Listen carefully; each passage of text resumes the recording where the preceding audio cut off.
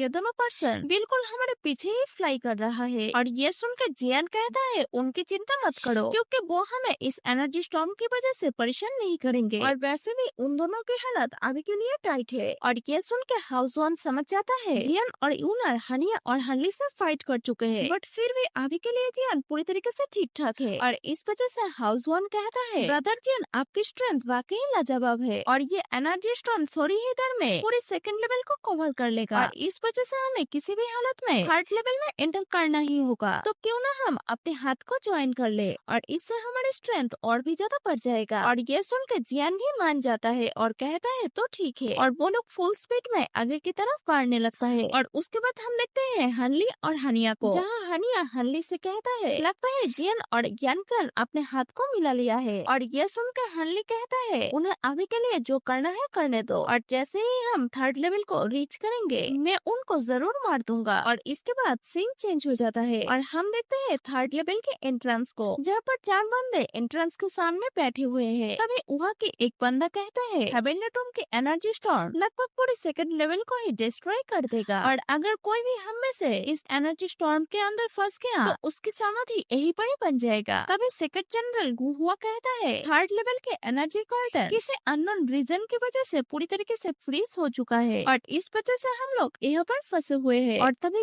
ये सुन के fast commander गुजैन कहता है हमें ज्यादा टेंशन नहीं लेना चाहिए क्योंकि ब्रदर गोकुयान हमारे साथ मौजूद है। इस वजह से ये आसान तो नहीं है बट हम लोग अपनी स्ट्रेंथ से इस एनर्जी कर्टन को नॉर्मलाइज तो कर सकते हैं, बट हम लोग काफी ज्यादा एग्जॉस्ट हो जाएंगे और इस वजह से हमें थर्ड लेवल के अंदर काफी ज्यादा डिफिकल्टीज का सामना करना पड़ेगा। और ये कहते ही सभी लोग खड़े हो जाते हैं और तभी वहाँ पर जियान के ग्रुप ही आ जाता है और यूनर फास्ट जनरल गुकुइन यान से कहता है, ब्रदर गुकुइन यान, आप लोग अभी तक यहाँ पर क्यों हो? एनर्जी स्टॉर्म काफी करीब आ चुकी है। तभी गुकुइन यान यूनर से कहता है, ये जो थर्ड लेवल के एनर्जी कार्टन है ये किसी वजह से क्रिस्टलाइज हो गया है और इसलिए हमें इसे फोर्सफुली ओपन करना होगा और इस वजह से ही हम लोग बाकियों का इंतजार कर रहे हैं। और तभी गुकुइन यान यूनर से पूछता है, अभी के लिए तुम ठीक तो हो ना? और ये सुनकर यूनर हमें नोट करते हुए कहती है, हमें ठीक हूँ, बट हुनक्लेन के वो दोनों पर्सन हमें 1 महीना से परेशान कर रहे हैं। और तभी ये सुनकर गुकुइन यान गुस्से से कहता है, आखिर उन दोनों की हिम्मत कैसे हुई तुम्हारे ऊपर अटैक करने की? गुजन कहता है, लगता है हुनक्लेन के ये दोनों नमूने गोक्लैन से जिंदा वापस नहीं जाना चाहते हैं। और तभी वो लोग पीछे की तरफ देखने लगते हैं जहाँ पर एक स्पेस क्रैक को ओपन करके याओक्लैन के दोनों पर्सन बाहर आ जाते हैं और आते ही याओशिनजी सबसे पूछने लगता है, आखिर तुम लोग यहाँ पर खड़े होके क्या कर रहे हो? बट कोई भी उसको रिप्लाई नहीं देता है। और तभी शीक्लैन और लीक्लैन के वो चारों पर्सन भी आ जाते हैं और तभी लीक्लैन के लीला ग्रीट करते हुए कुइन्यान से कहता है, आप लोग आखिर यहाँ पर क्यों रुके हुए हो? और ये सुन के गुकुइन्यान भी ग्रीट करते हुए कहता है, यहाँ पर थोड़ी सी प्रॉब्लम आ चुकी है क्योंकि थर्ड लेवल के जो एनर्जी कार्टन है वो पूरी तरीके से फ्रीज हो चुकी है। और तभी गुजन कहता है, हैंड क्लैन के वो दोनों लूजर्स यहाँ पर आ चुके हैं और इस वजह से सभी लोग उन दोनों को ही देखने लगते हैं। और अभी के लिए हनिया और हनली भी समझ चुके हैं यहाँ के माहौल काफी ज्यादा गर्म है। तभी लीला गुकुइन्यान से कहता है, ब्रदर कुइन्यान, अगर कोई प्रॉब्लम नहीं है तो जब यहाँ पर हम सब आ चुके हैं तो हमें आगे चलना चाहिए। तभी फास्ट कमांडर गुजन आगे आते हुए गुस्से से कहने लगता है, हमारी गोकलन की एक छोटी सी मैटर है, पहले हम उसे सॉल्ट आउट कर लेते हैं। और अभी के लिए गुजन को इतना गुस्से में देखकर हनिया कहता है, गुजन, एनर्जी स्टॉर्म काफी करीब आ चुका है, क्या तुम श्योर हो तुम यहाँ पर सच में कोई एक्शन लोगे? और तभी यूनर भी गुजन से कहती है, ब्रदर गुजन, कोई भी एक्शन के लिए ये सही टाइम नहीं है। तभी जियान कहता है, हमें पहले उस एनर्जी कार्टन को ब्रेक करके थर्ड लेवल के अंदर एंटर करना चाहिए और उसके बाद इन दोनों नमूनों के साथ डील करना चाहिए। और ये सुनकर गुजन गुकुइन्यान की तरफ देखने लगता है और ये देख के गुकुइन्यान भी हमें नोट कर देता है। और तभी गुकुइन्यान लाउड वॉइस में सबसे कहता है, अभी के लिए ये जो एनर्जी स्टॉर्म आ रहा है इसे अवॉइड करने का बस एक ही तरीका है और वो है थर्ड लेवल में एंटर करके। और इस वजह से थर्ड लेवल की एनर्जी कर्टन जो पहले ही क्रिस्टलाइज हो चुका है उसे हमें फोर्सफुली ब्रेक करना होगा और कोई भी एक पर्सन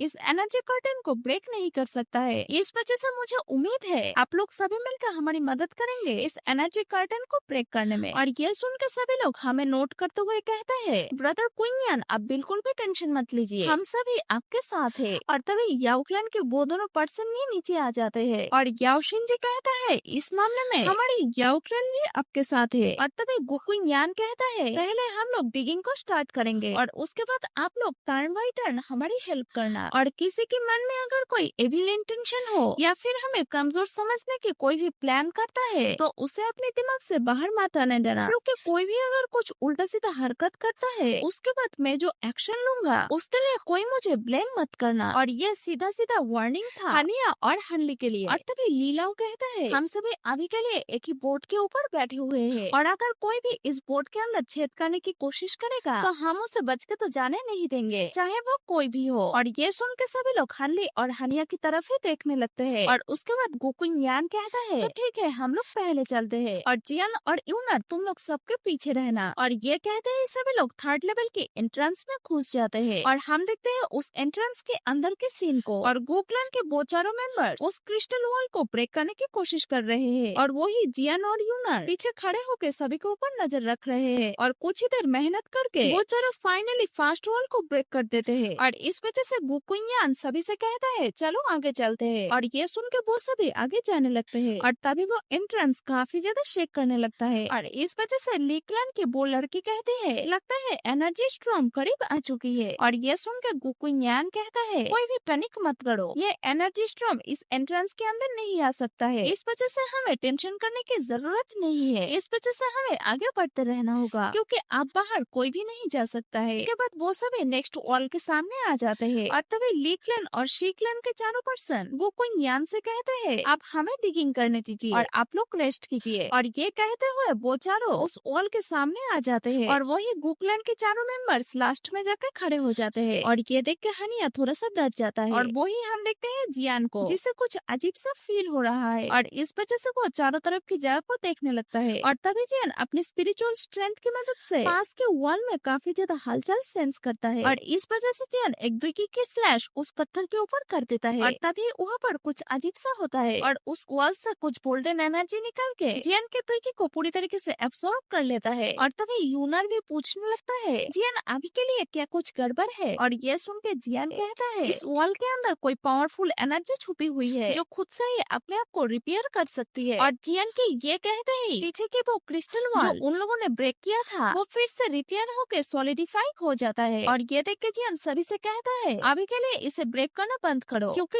ये वॉल हमारी एनर्जी को एब्सॉर्ब करके अपने आप को हील कर रहा है और ये सुन के सभी लोग काफी ज्यादा शॉक्ड हो जाते हैं और ये सुन के गोकुइन यान भी अपने एक विकी की स्लैश उस वॉल के ऊपर कर देता है और ऐसा करते ही उस वॉल से कुछ कीड़ा बाहर आ जाता है और गोकुइन यान के सारे द्विकी को एब्सॉर्ब करके फिर से उस वॉल के अंदर चला जाता है और ये देख के गुजन काफी ज्यादा शॉक्ड होते हुए कहता है एंशिएंट डेवोरिंग इंसेक्ट और ये नाम सुन के वहाँ के सभी लोग काफी ज्यादा शॉक्ड हो जाते हैं और तभी गोकुइन यान कहता है लगता है ये क्रिस्टल वॉल इन इंसेक्ट्स ने ही बनाया है और अब लग रहा है हम लोग इनके घोंसले में फंस चुके हैं और तभी जियान कुछ सोचने के बाद अपने हेवनली फ्लेम को बाहर निकल लेता है और उससे उस वॉल के ऊपर कई जगह पर अटैक कर देता है बट इस पर वो इंसेक्ट्स इस हेवनली फ्लेम को एब्सॉर्ब नहीं करता है और इस वजह से वो सारे इंसेक्ट्स उस वॉल से बाहर आ जाते हैं और ये देख के जियान स्माइल करते हुए कहता है लगता है ये इंसेक्ट्स हेवनली फ्लेम को एब्सॉर्ब नहीं कर सकता है और जियान के ये कहते ही बीटीटीएच की ये ऑफिशियल एपिसोड यहीं पर एंड हो जाता है।